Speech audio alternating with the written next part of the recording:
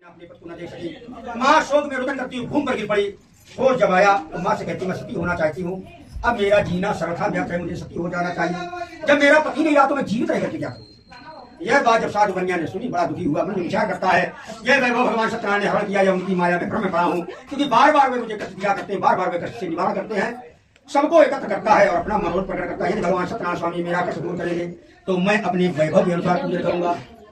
आकाशवाणी होती है, हे साधु कन्या तुम्हारी बेटी मीरा प्रसाद त्याग कर अपने पद का दर्शन करने चली आई, इसलिए पद का दर्शन न पा सकी। घर जाकर प्रसाद खाकर कन्या पुनः वापस आवेगी तो उसका पति संदेह प्राप्त होगा।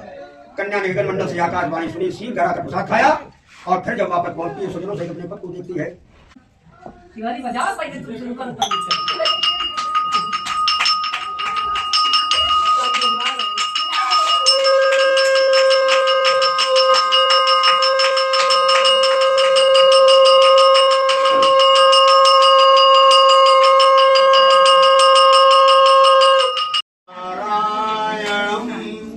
कृष्ण दामोदरं वासुदेवं भजे श्रीधरं माधवं गोपिका वल्लभं जानकी नायकं।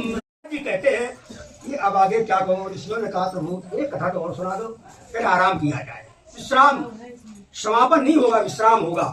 कथा जीवन में कभी खत्म नहीं होती है, विश्राम लिया जाता है ना। सूत जी महाराज जी कहते हैं जाओ, हमें नहीं जाना, हमें तो रहना है।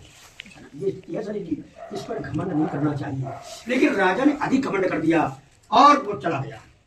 अब अपने नगर की ओर पहुंचने वाला है, देखता है दूसरी की सेना के द्वारा घेर लिया जाता। पता करता है कि मेरी पत्नी का हरण हो गया, पुत्रों को बंधक बना लिया गया, मेरे राज्य में दूसरे का शासन है। मंत्रियों से कहता क्या मैंने पशुओं का वध किया है, इसलिए मेरा सब कुछ छिन गया, पाप का दोष न क्या हो।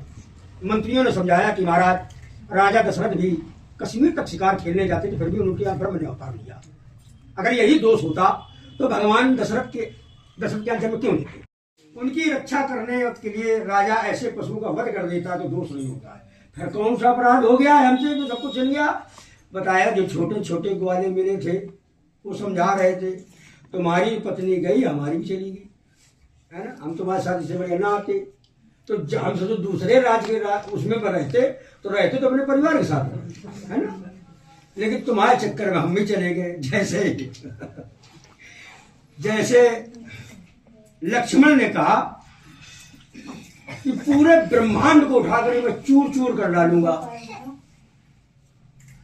पहले कहा। और फिर जब धनुष टूटा तो परशुराम जी आ गए, उन्होंने भी यही कहा कि मैं पूरे को ऐसे मसल दूंगा खत्म हो जाओ। तो उसमें जो पागल टाइप के राजा बैठे थे वो कह रहे थे आपस की हमने तुमसे कहा था कि सीधे घर चलो, तो दूसरे ने